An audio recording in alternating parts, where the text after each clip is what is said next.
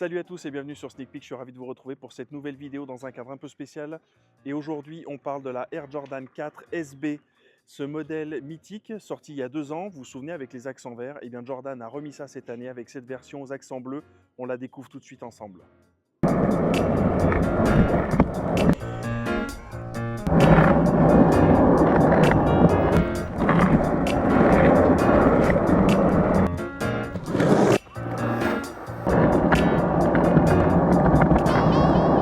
Et oui, donc cette année, c'est une grosse année pour la Air Jordan 4 avec tout d'abord, vous l'avez vu, la Nigel, on en a suffisamment parlé, il y a une review sur cette chaîne que je vous invite à découvrir.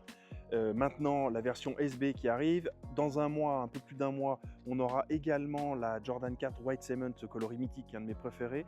Et on a donc cette paire-là. En attendant, pour la fin d'année, des rumeurs d'une deuxième Nigel qui ressemblait plutôt à la Fire Red, j'en avais déjà parlé. Et aussi, pourquoi pas, Cause. On a vu des rumeurs qui feraient état d'une nouvelle Jordan, une nouvelle collaboration. Peut-être que ça sera la 4 ou pas.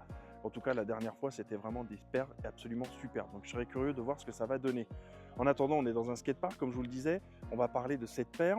Vous le savez, grosse année pour la Jordan 4, mais ça veut aussi dire que Jordan, la marque, a fait un effort tout particulier pour remasteriser cette paire.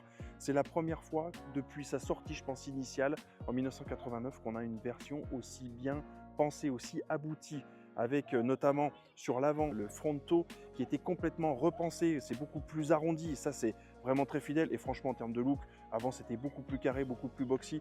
Franchement, moi je préfère vraiment cette version. L'autre chose qui a été complètement repensée aussi, c'est le fait que l'arrière soit un petit peu plus haut. Vous voyez ici cette partie entre les wings, ces ailes qui sont sur le côté et le bas, c'est beaucoup plus haut maintenant.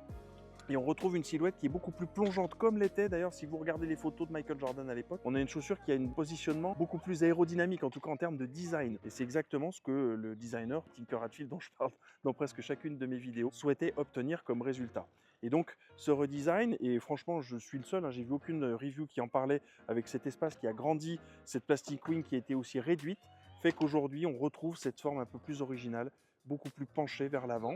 Ce qui a été aussi retravaillé, c'est la languette. Ça se voyait un peu moins sur la Nigel puisqu'on était sur un format un petit peu particulier de cette languette, mais ici on retrouve une languette qui est un petit peu plus fine et avec le cuir qui est enroulé aussi sur l'arrière. Donc on va pouvoir voir justement quelque chose quand on regarde par l'avant qui est beaucoup plus uni, comme ils l'ont fait d'ailleurs sur la Air Jordan 3.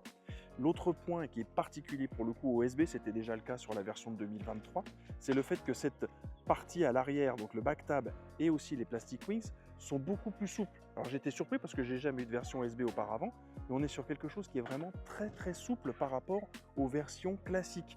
D'habitude c'est assez rigide. Bon, je vois pas franchement en quoi ça va gêner un skater d'avoir des choses qui sont peut-être plus souples ou plus rigides. Mais par contre, ce que je peux comprendre, c'est aussi le côté peut-être un peu plus résistant. Ça pourrait être beaucoup plus cassant si on faisait du skate avec cette paire. Donc voilà, je serais curieux en tout cas de savoir, si vous regardez cette vidéo, s'il y a des gens qui font du skate avec cette paire. Parce que c'est quand même une paire, il faut en parler, qui est sortie à 230 €. Je trouve que ce prix est vraiment très élevé. Alors c'est vrai par contre, ça permet aussi de faire une transition du côté de la qualité. On a une paire qui est très bien assemblée. Franchement, il n'y a pas de fausses notes. Le cuir qui a été choisi est de qualité tout à fait honnête. On a des parties qui vont être plutôt en synthétique quand même, faut le dire. Mais la partie nubuck qui est vraiment sur l'avant et qui fait vraiment tout le tour du pied est d'excellente qualité. Et c'est d'ailleurs, je dirais, le point fort de cette paire, d'avoir cette zone-là. À l'intérieur de la paire, je ne vais pas vous le montrer, mais j'ai déjà vérifié. On est sur une semelle en Dreamcell. Donc la semelle intérieure, c'est une semelle noire. Si vous la retirez, vous pourrez le voir facilement, qui est très fine. Donc vous pourrez, pourquoi pas, pour faire du skate, pour la modifier, pour avoir un peu plus de confort. On a quand même la bulle d'air évidemment à l'arrière qui est encapsulée, et une bulle d'air aussi à l'avant. Sur cette version skate, je crois que la bulle d'air avant a été retirée justement pour avoir un confort qui soit un petit peu plus différent et aussi un feeling de planche qui soit plus présent. Ça, c'est clairement quelque chose de très important lorsqu'on fait du skate, de bien sentir sa planche. Donc quand elle a été repensée, redesignée, cette Jordan 4 pour le skate, on a retiré la bulle d'air à l'avant. Mais en tout cas, la bulle d'air arrière est toujours présente. Elle a d'ailleurs des touches de rouge qui sont très sympas. Ça va garantir un confort qui soit assez optimal lorsqu'on aura les impacts et qu'on va retomber justement en skate. Évidemment, il faut parler de la semelle extérieure où on a ces 2 touches de gomme à l'avant et à l'arrière. C'est essentiel aussi pour avoir un bon grip sur la planche et ça va permettre justement facilement de pouvoir réaliser les différentes figures qu'on va faire avec un skate. Je suis pas du tout skater, vous l'avez compris, mais en tout cas, ce que je sais, c'est que ça va être 2 petites touches qui ont été vraiment pensées pour ça, pour faciliter la vie des skaters. Le reste de la semelle, il est assez classique avec ce pop de rouge avec le Nike. On va reparler aussi du rouge qui est présent sur cette paire. La majorité de la semelle est en blanc et donc les 2 touches de gomme à l'avant et à l'arrière. Et on sent vraiment que c'est une gomme, je vous dis, hein, qui a un grip certain lorsqu'on passe le doigt dessus par rapport à une Jordan 4 traditionnelle. Il y a un vrai grip complémentaire sur cette semelle extérieure. Je vous parlais des touches de rouge qui sont présentes sur cette paire. Il y en a 3. D'abord le Jumpman qui se situe sur la languette. Ensuite le Nike qui se situe sur la semelle extérieure, et puis aussi la bulle d'air qui est rouge. Et ça c'est sympa parce que c'est un petit détail qu'on voit pas forcément, et je trouve que c'est une bonne manière de faire un rappel à l'historique de la marque en gardant les touches de rouge qui sont présentes sur cette paire. Pour le reste, donc c'est vraiment le blanc, le gris et le bleu qui vont dominer la paire. Le modèle de 2023, c'était le vert à la place du bleu. Ils sont vraiment pas embêtés, en même temps ça fonctionnait bien. Mais moi je vais vous dire, je trouve que cette version bleue fonctionne mieux que sa prédécesseur. Franchement, le vert était sympa, mais je trouve que le bleu se marie encore mieux avec le gris et le blanc de cette paire-là. Et pour le coup, c'est une réussite encore plus avancée. J'aurais pas été contre, franchement, d'avoir la paire Friends and Family qui est disponible vraiment à des prix exorbitants sur le marché de la revente. Mais pour le coup, franchement, celle-ci est vraiment au top. Et d'ailleurs, on parlait du marché de la revente. Franchement, il est très raisonnable. Dans ma taille, en 46, on a un marché de la revente sur la version 2023 qui est à plus de 500 € aujourd'hui. Sur celle-ci, on est à 250, donc juste au-dessus du retail. Franchement, ça vaut pas le coup de payer une paire de 2023 plus du double du prix, alors que celle-ci offre l'ensemble du package skateboard qu'on avait déjà la dernière fois, avec un coloris qui est légèrement différent et qui pour moi est même meilleur.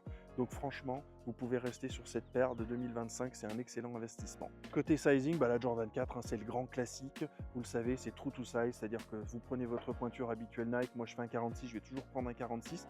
Alors, il faut toujours quand même préciser, parce que la Jordan 4 a aussi cet avant-pied qui est un petit peu plus fin, que si vous avez le pied légèrement large sur l'avant, ça peut vous jouer des tours au niveau de cette partie bleue là. Donc si vous avez le doute quand même, si vous avez la possibilité de le faire, on essaye la paire. Sinon peut-être une demi-pointure supérieure pourrait être intéressante. Moi par défaut, je prends toujours une demi-pointure pour avoir le confort, ayant le pied un petit peu large. Mais franchement, true to size satisfera, je pense, une très grande majorité de personnes concernées par l'achat de cette paire. Évidemment, avant de finir, je ne peux pas ne pas parler du détail. Le petit détail évidemment qui a changé, sur la Nigel c'était marqué Bike Air et ici c'est marqué Nike SB Skateboard. Vous savez, c'est la marque Nike qui est dédiée, donc on voit ça plutôt comme une collab d'une certaine manière, même si Nike et Jordan font partie de la même société. Mais pour le coup, vous avez vraiment cette touche skateboard dédiée en termes de look. C'est encore une fois très bien vu comme ça l'était sur la Bike Air de Nigel Sylvester. Ici, avec la version SB, on ne peut pas se tromper. On a quelque chose de vraiment unique par rapport au Nike Air classique qu'on a sur toutes les Jordan 4. Voilà, c'est tout pour cette review de la Air Jordan 4 SB Navy, cette version 2025. Vous ne laissez pas avoir par la hype ou par les prix de revente. Franchement, c'est une paire qui vaut vraiment le coup. Si le look vous plaît, le prix de revente est vraiment pas trop élevé, donc ça vaut vraiment le coup de pouvoir la chasser. Ça va être une des paires de l'année 2025, la Jordan 4. Je mettrai encore la Nigel légèrement au-dessus, clairement. En termes de look, en termes de storytelling, on allait un petit peu plus loin. Ici, c'est vraiment une Jordan 4 qui a été repensée pour un autre sport, qui est le skateboard, alors que la Nigel, il y avait vraiment quelque chose de plus personnel qui était amené dessus. Mais franchement, ça va contribuer au succès de cette Jordan 4 sur cette année 2025. Ce sont les 40 ans de la marque Air Jordan. Cette année, il y aura pas mal de choses qui vont arriver, j'en suis sûr, sur le deuxième semestre de l'année. Pour ma part aussi, je vous réserve du contenu, je vais essayer de travailler sur pas mal de choses. Et vous savez, pour me suivre, il y a une chose à faire, c'est liker cette vidéo, mettre un commentaire, dites-moi si vous allez faire du skate avec cette paire ou si vous envisagez de le faire. Et également vous abonner à ma chaîne pour suivre les prochaines vidéos en attendant qu'on fête vraiment les 40 ans de la Air Jordan, ces paires qui marquent toute ma vie, qui font une grande partie de ma vie au quotidien. En attendant, merci d'avoir regardé cette vidéo et je vous dis à bientôt sur Sneak Peek. Bye!